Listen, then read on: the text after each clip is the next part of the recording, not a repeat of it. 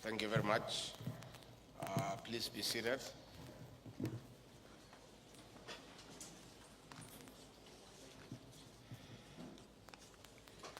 The Principal Secretary for Crop Development, Dr. Paul Rono, the ESK National Chairperson, Annabel Kirinya, the Nairobi ESK Chairman, Joseph Mogo, the ESK CEO, distinguished farmers and exhibitors.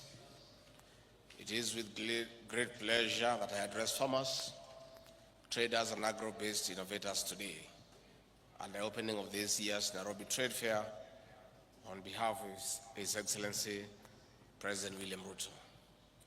The Trade Fair is a platform for our farmers to sample innovations as they seek to improve productivity. It is also a moment of learning and borrowing best practices from fellow farmers as well as experts in crop and animal husbandry. This is important, especially now that the agricultural sector is under threat from climate change, which is diminishing returns.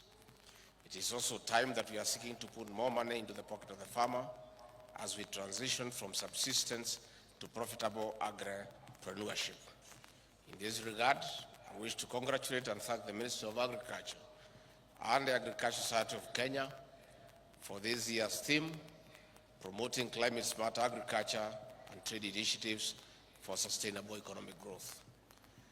Distinguished farmers, ladies and gentlemen, our administration recognizes the agricultural sector as a basis and driver of the manufacturing and industrial revolution of this country. It is in line with our development plan, the bottom-up economic transformation agenda. But this is not possible unless we support the farmer to incorporate climate resilient structures, including drought-tolerant crop and animal varieties, recycling of organic matter to reduce carbon emissions, pollution, and other related factors.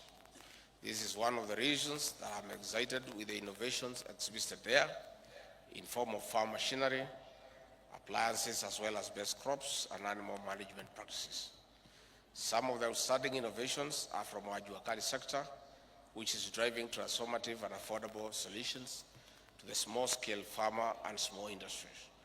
This is a milestone in catalyzing value addition under various subsectors such as the cotton industry. To encourage the artisans to do more,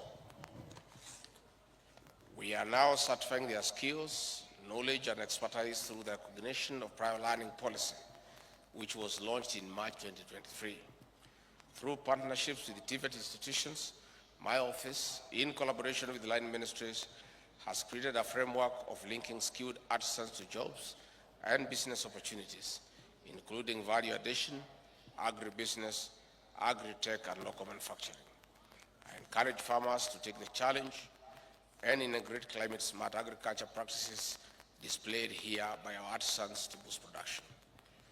Distinguished farmers and exhibitors, in the face of adverse climate, we are supporting our farmer for better returns through the agriculture sector reforms.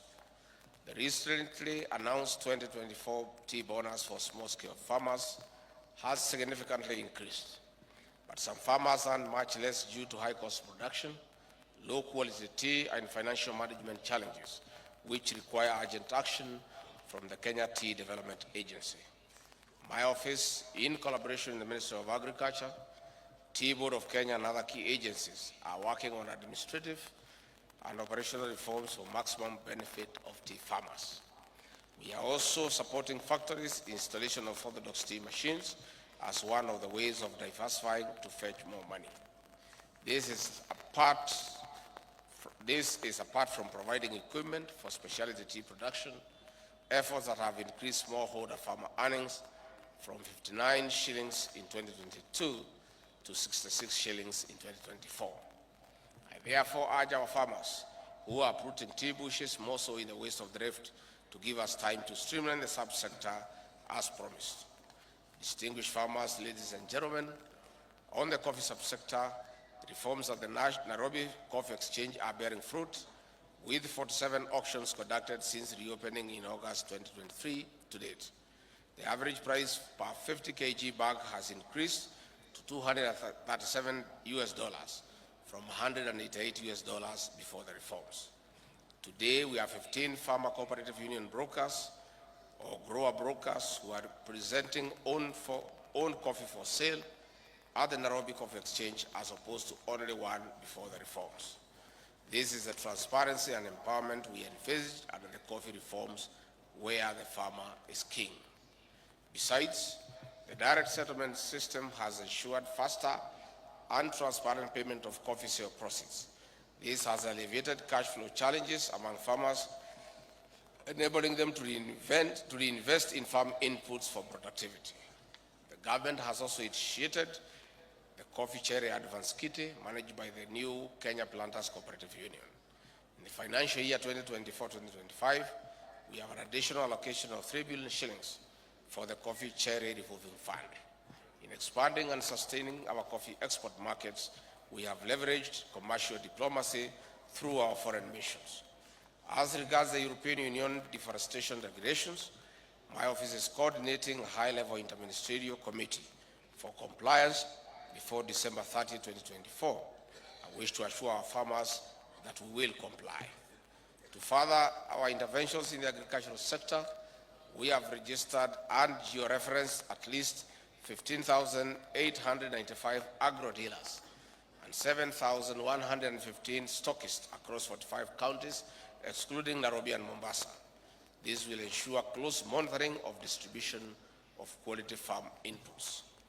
In our determination to cut and end importation of edible oils, we have supplied over 556 metric tons of sunflower seeds to farmers in 34 counties, with more investment in seed multiplication and coconut cultivation.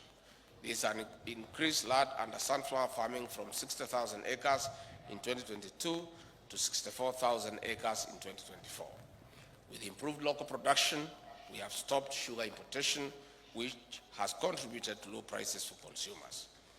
Due to increased maize production, there has been a drop in the cost of 2 kg maize flour packet from 169 shillings at the beginning of the year to 130 shillings.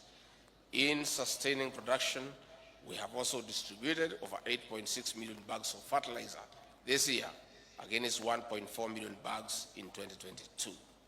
In the leather industry, we have made operational the Karioko Common Manufacturing Facility, completing the central effluent treatment plants at Kenani Industrial Leather Park and providing training and tools to flayers. On the other hand, livestock insurance scheme has increased from 304,000 in 2022 to 503,000 in 2024, providing financial support to pastoralists. Under the dairy and meat value chains, the government has raised guaranteed minimum price per litre of milk by 35%, from 37 shillings in 2022 to 50 shillings per litre in 2024. Milk production has also increased from 4.6 billion litres in 2022 to 5.2 billion litres in 2024. On the animal genetic resources, we produced 944 doses of bull semen and established a new goat semen facility.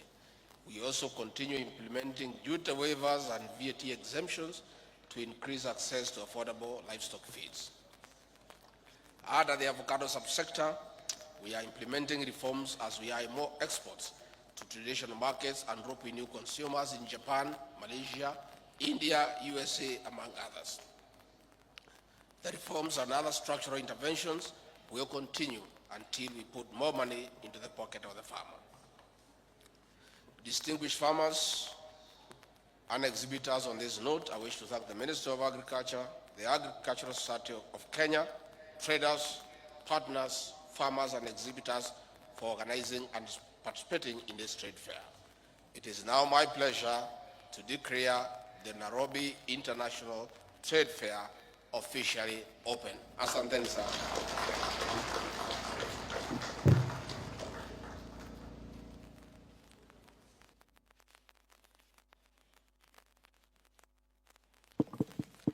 Thank you so much. Let's appreciate